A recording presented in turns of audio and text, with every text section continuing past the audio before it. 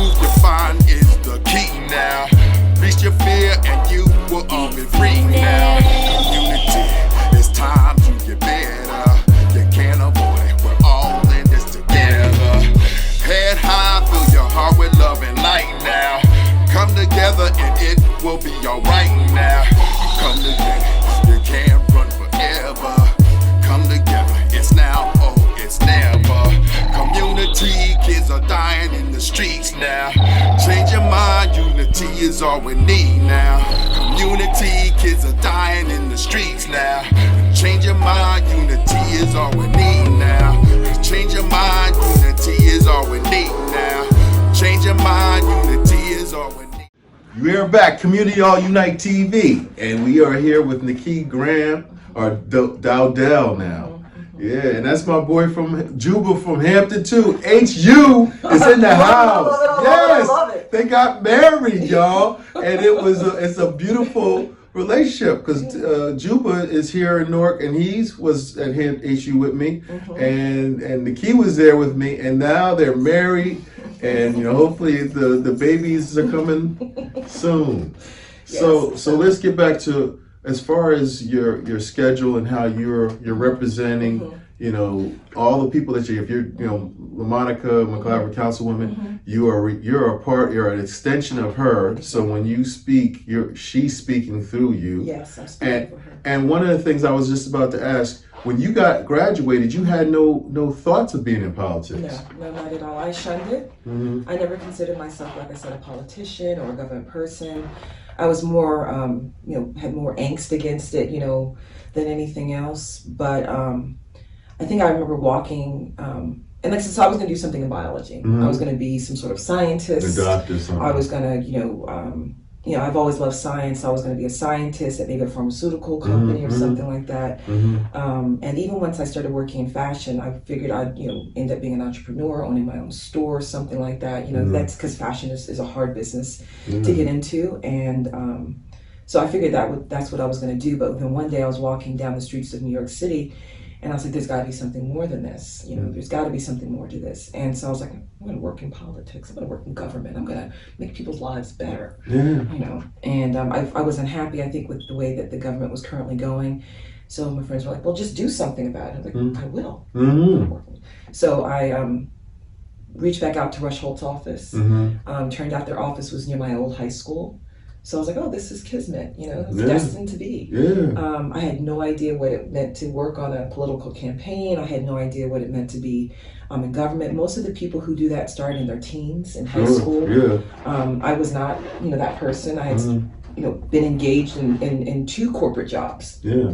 And so, but I think you have to have a certain skill set. You have to have empathy. You have to want to be effective for change. And it was easy to get behind Rush and the Congresswoman Watson Coleman because their platforms were simple. They weren't out to advance themselves as much as they were out to advance the community that they represented. So that was easy, just to get in there and work from that perspective. So I think my training, and also because I worked in fashion, I had a certain skill set of communication, of interacting with individuals, of dealing with tough situations, and individuals. So it was a smooth process for me. So I took my skill set that I had, and I was able to translate that into politics. I'm also curious. I have a great curiosity about things and how they work. So it was great for me just to be able to throw myself into research and to investigate, price gouging. Why is prices for gas different here than they are for here? And then because, of the environment that I worked in, I had access to resources. I could reach out to certain departments or certain organizations or policy groups, who could, I could engage with, and they could tell me, why certain things were a certain way. Then it's like, well, how do you affect change from that? And then go from there. So it really was an easy thing. And I realized that I love policy and research. And also I'm an analytical processor. So at the end of the day, I'm always looking at things objectively from a certain, I'm never looking at it from my own perspective. I'm always looking at it from up, looking down, and I can see the complete picture. So I can see what happens on this side and how that affects what happens on this side. So it was really easy for me just to get that. So who was your primary mentor? Um, I would say all over. Being that there weren't a lot of women, especially women of color. Obviously, I gravitated towards the Congresswoman and the people that she surrounded herself with. But I also, I would say that I had benefits from, people on the Republican side too, because, you have to be nonpartisan. I mean, even though you work, I can't just say I'm going to take only the calls from Democrats, Right. who call my office, or only those people from a certain environment. You have to really kind of throw that out the door. So I've been really lucky that through others, I've been granted the opportunity to say, no, you're not crazy on this. This can work out, and it's come from all over. So you just kind of get in where you can fit in and work from there. I'd like to think that if anything, I can serve as a mentor to others. If you're a woman or a person of color trying to break into something, come talk to me. Yeah, yeah. And you can ask me any question. No question is taboo. And it's important that you have those mentors in this environment because, like I said, it still doesn't look like this. It's still not it's still a very man-driven, dominated by certain cultures, outside. But that's not to say that you can't, carve a piece for yourself. And so, like I said, if anyone ever wanted to have a question, I've always served as that source too. Sure. And I remember I had some great interns too. Great interns that are all doing very well. Hello, Katrina. How are you? If you're ever watching this. Yeah. Hi, Maddie. Hey, John. So, what is the best way to reach you? Would it be your email? I would just say because since the city of Newark has an open door policy at City Hall. We're located on the 3rd floor in City Hall. It's an open door. I mean, of course, with COVID, I suggest that you make an appointment first. But the city is a very open environment. Sure. So, and the councilwoman is very in tuned to communications through outreach, through Instagrams, Facebooks, Twitters, and all that kind of stuff. So, we're a very accessible kind of group. So, I mean, no one should feel, any sort of shyness about reaching out to our office. Sure. As long as you're in the Central Ward, Right. It's we're open door, and you can come and ask us any question you have. We may not have all the answers, but we do try. So now you said that you had Congresswoman was one of your main mentors. How many mentors did you have? Was it a handful of them? Was it just one or two? I would say, because she was already established, she had a certain sphere of people around her. Yes. So that you could outreach in that direction. It was a very comforting environment that I was able to work for an African American woman. Yeah. Who was already ingrained in the system. Sure. And so there was always that comfort level that you already had. And prior to that, when I worked at MetLife, because I worked at MetLife, I did long-term care, and that's where I got into the whole sales aspect of things. Working with some great women, they were phenomenal, tough, and when I was still in that corporate frame, I idolized, how they were able to come in and carve their own niche. Yeah. And both of them were very different sort of women, but they were my first kind of entree into powerful women and how, women can have power in a positive way. Sure. So that was always Gina. Gina was one. I can't think of Hallie. I think her name was Hallie. I can't think of her name. But just great women, and so they kind of took me under their wing. Yeah. Because again, like I said, I had curiosity. I was an astute learner. I was a quick learner. Yes.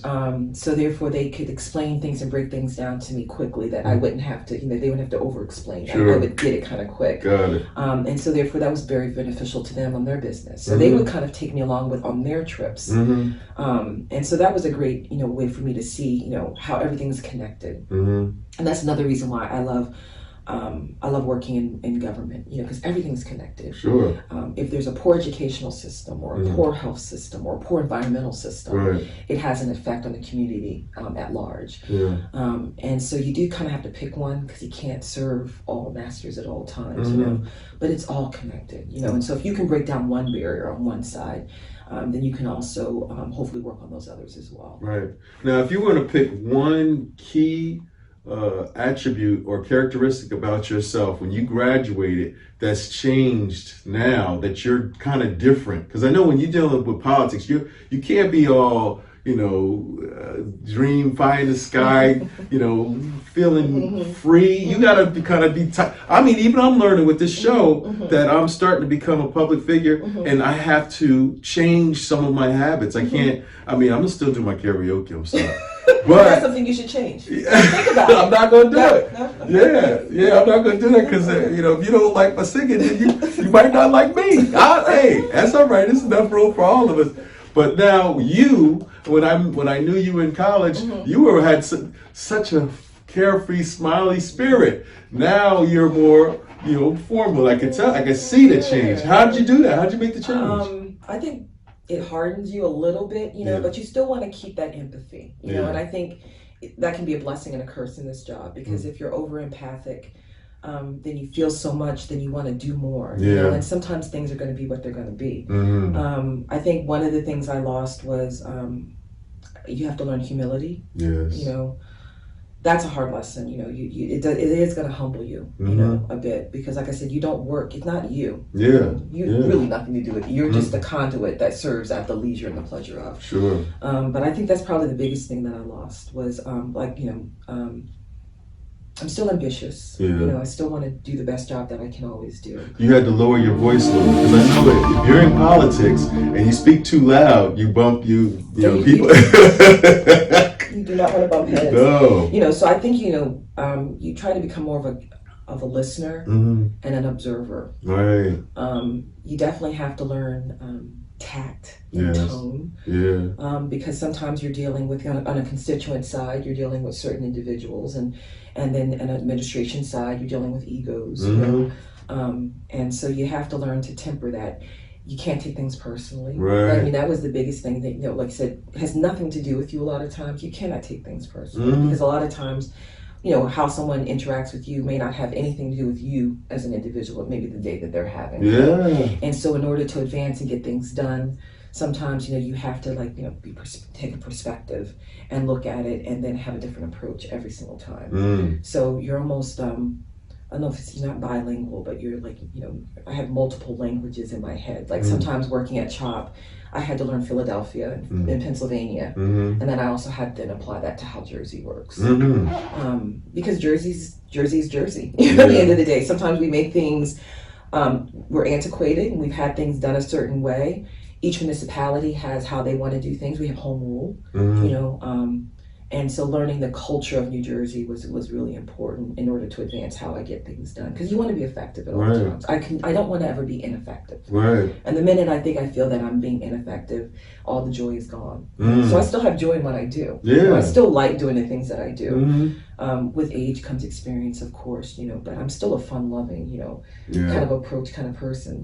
Because you have to have, you can't lose yourself entirely in this. Right. You got to be a really good, a chess player because you have to know what not to say and what to say, and you want to say something, but then you're like, no, this is not the environment I can say that. Exactly. So I'm in my head, I'm a phenomenal chess player. The Queen's Gambit was written, for me. Yeah. But in actuality, I'm not. I'm still more. I'm not. I don't have a great chess game. So for me, but I still understand how this applies. I just haven't taken the time, or I don't have the time. But for me, what always goes to my head was the song from The Gambler, Kenny Rogers. Oh yeah, you gotta know when to hold them, know when to fold them, know when to walk away, know when to run. So for me, knowing, as a chief of staff or as a legislative aide or as a government relations individual, knowing what to hold, what to escalate, and what to deal with, was part of the job. You don't want your boss having to do things that you can do yourself, but also you want to realize that there's certain things that need to be elevated so that they can be taken care of on a higher level. So that was that song runs through my head all the time. Know when to hold them, know when to walk away, know when to run. You don't count your money sitting at the table. There's time enough for when counting the deal is done. Right. And so that's something that goes through my head. Not the best chess strategy, but it's what helps get me through. What was the Bill Clinton experience? Oh, that was phenomenal. He's amazing. Yeah. I loved meeting him. Yeah. The one regret I ever have was not taking a picture with him. Right. He had come into Trenton. He knew the mayor, Doug Palmer. Hey, Doug, how are you? And family. And the mayor of Trenton. He'd been the mayor of Trenton for as long as I had known him. Right. And had made great relationships in establishments and stuff like that. And so he had come for some event, and he was taking pictures, with people, and people, were lined up because he was still very popular even after he had left. And at the end, it was just him and I and maybe a couple Secret Service people, and he was like, "You sure don't want a picture?" I'm like, no.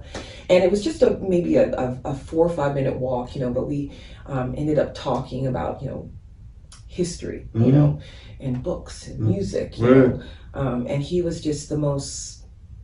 Oh my God, he was amazing. It was absolutely amazing. Oh my God, so amazing. You could share a bag of Lay's potato chips with this man. Right. He was the most unassuming kind of individual. I liked meeting Hillary Clinton too. It was brief, but I was impressed. Same with Barack Obama. He came to my church in Trenton. So. And along with Biden, and so that was a great experience. Bill Clinton is a very, very smart man. Very, very smart. And he was so polite, and just such a gentleman the whole time. And it was just a great experience. One that I will, I regret not taking a picture. Everyone else got to take a picture. Why didn't you take a picture? Because I didn't want to be, the Congresswoman would be upset? No. She had already gone. It literally was just the two of us, in the.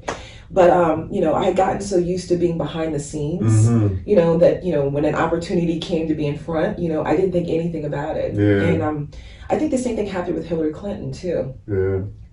People who had left, state government and was working in various campaigns in D.C. had told me that there was a picture of me on her desk. And I think the Congresswoman was in it, too. But, those things, completely just, because I'm on to the next thing, and I'm like, I would love to see that picture. So, Ms. Clinton, Madam Secretary, if you hear this, please, let me see that picture. I've never seen this picture. But I'm told it exists. So, but you get used to being behind the scenes. I'm a very much behind the scenes person. I don't want to be in front. Which is unusual that you got me to appear on this. Because I'm always behind the scenes. I like working things behind the scenes. It makes it so much easier. There's not so much focus on you. You can do your job effectively. You don't have to worry about, pleasing this person or that person. You only have one person to please besides the constituents. And that's your boss. So. I like this conversation because young folks are going to see, and get the jewels of how to be a part of this type of system. I mean, so let me tell you how. Like I said, my path was a different path. At the end of the day, like I said, I came into politics because I wanted to make a change, like later in my life. But if you're going to start this out at a young age, getting involved. I think Newark's one of the best places to start because it's open. Newark is a city of history, where most people who live here have always lived here. Their families have lived here, and so there's always an opportunity that familiar understanding and things of that nature. Get involved, ask questions. If you're a Rutgers intern student or an NJIT student, and you have maybe an NJIT, but if you have an interest in politics. You should reach out to City Hall and see about interning. If not at our office, because it does fill up, and I can only we can only take on so many at a time. But there's a lot of different other offices, and it's one of the few experiences you get as a person of color where you can come in and see people who look like you. That's very unique. I've worked in other administrations, other municipalities, and you don't always see that. There's a certain number, but here, that's not the case. You can really become engaged in your community, and even if this isn't something, even if government you shun it because you don't like the politics of it, because politics is hard. It makes strange bedfellows, as they say. At the end of the day, you can still get involved in your community. You can still be an effective force in your community, but you should know the political landscape of where you're at, because sometimes that can be a challenge or an obstacle. So you need to understand that municipal governments, Essex County government versus a Jersey City or a Newark government, because they run differently. All all politics is local at the end of the day. Yeah. And it states that as you get closer and closer to where you live, that becomes more true. So what happens in Essex County as a whole, might be different than Hunterdon County, but what happens in each of those little municipalities is going to be very different. Fairfield's going to be different than Newark. It's going to be different than Bloomfield. It's going to be different than Nutley. And we like it like that. Other states have county governments.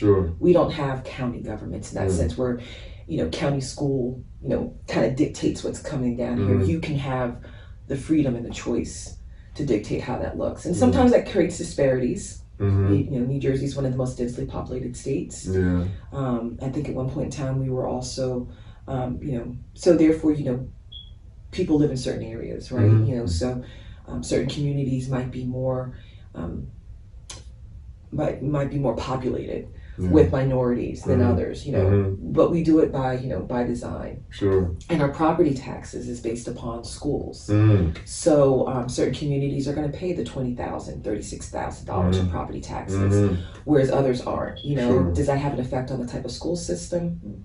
Perhaps. And that's a big driver in the state of New Jersey. So, but it's one of the best states, I think, to live in. Because it is so diverse. And I have one more question because I know we're running out of time, and I know your time is really short. Now, if you want to be an activist in this city, I mean, I'm taking my approach to it. I've gone in front of the council and provided a presentation of what I thought and should you can be. do that. Yeah, you could do that. Now, some of these activists are going in there and they're trying to be rebel rousers. They're trying to make, say, of course, you got the issues in the community, and it's great to voice them. What is your I guess recommendation on how you would go about doing that? Because some of them will have, I guess, almost may have tarnished themselves because of the way they acted in front of the council. Well, yeah, I mean, like I said, Newark is a different city in that aspect where there's this open sort of system, and no one's ever really turned away, and you can say things, and where other places would probably be like, oh my goodness, that's okay, So if you want to be an activist, I suggest that you can come down to City Hall. You can speak in front of council if you have an issue. You can always reach out to the mayor's office, the administration. You can reach out to any of the number of at-larges or council individuals, because New York is divided into wards. You got North, South, East, West, and Central. And each one is a little different. And then you have 3 at-larges on top of that, or so 4. 3 at-larges on top of that, maybe 4. I'm not sure. I can't remember right now. I haven't eaten yet, so but this is an environment where you can get activated, and with social media nowadays, you can put yourself out there. I always suggest you put yourself out there in a positive way, because you don't want to tarnish yourself. You want to be accountable and have some accountability for the things that you say, and not just be out there spewing things. You want to be accurate as well, not spreading any sort of misnomers or having lies or whatever it is, mendacity. Yeah, I was talking to the councilman, John Sharp James.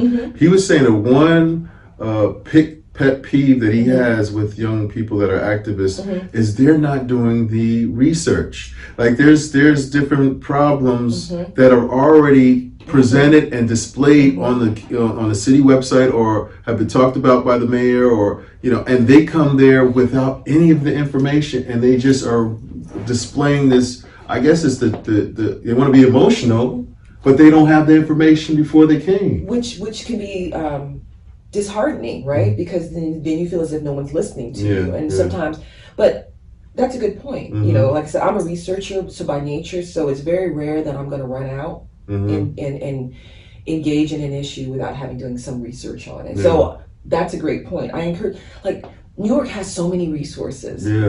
If you're not sure of where to look, just ask.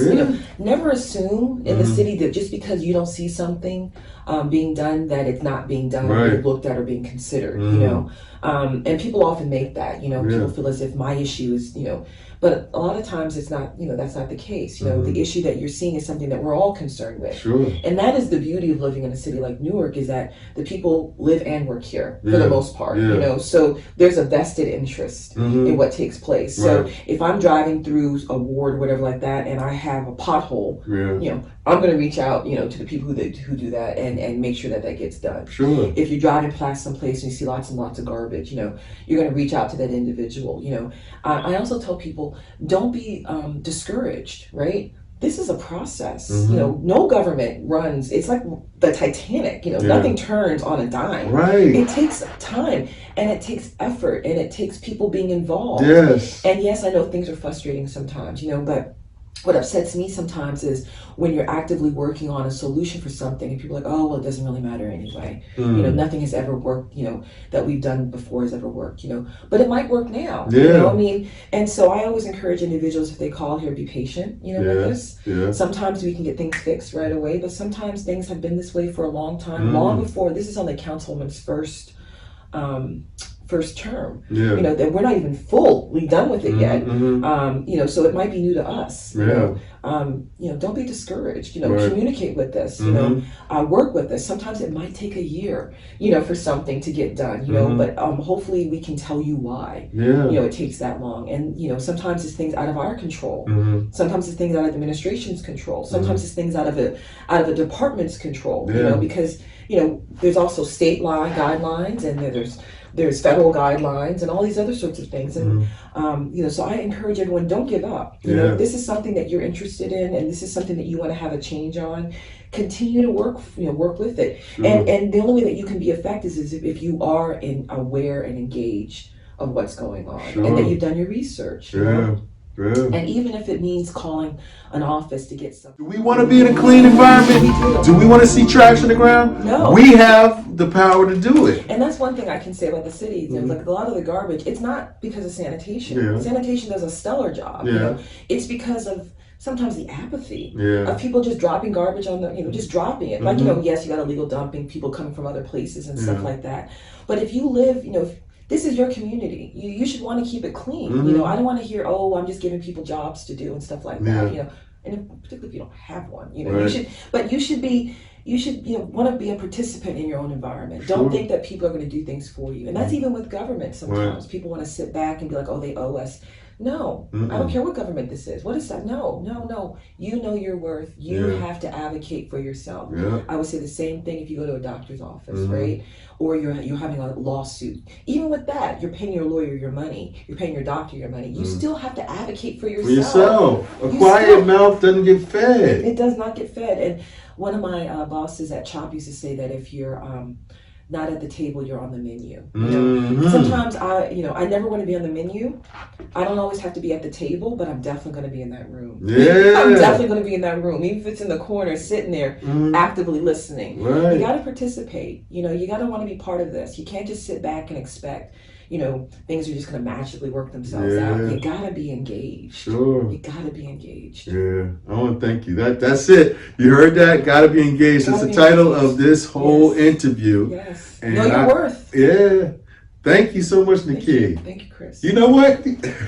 We're going to have to do this a couple more times because we didn't talk about the issues. But I was trying to stay away from the issues because, you're, like you said, you're an extension. And if you don't get the approval before you talk about it, then you better not talk about it. You better not talk about it. You better not talk about it. Community All Unite TV. Yes. Thank you so much for having me. Yeah. Comcast Cable and Xfinity every Thursday from 8 to 8:30. We are bringing the people that you want to meet. And they're actually, she just opened up the door to be a mentor. So, and she said, I didn't say, I think someone else she said, call them. She said, call. Or walk into the city hall and try to set up a meeting. You can go right to the third floor. She said it. So that's it, man. Over and out. Thank you. Community. It's a fight now. Right now. It's a fight now. Community.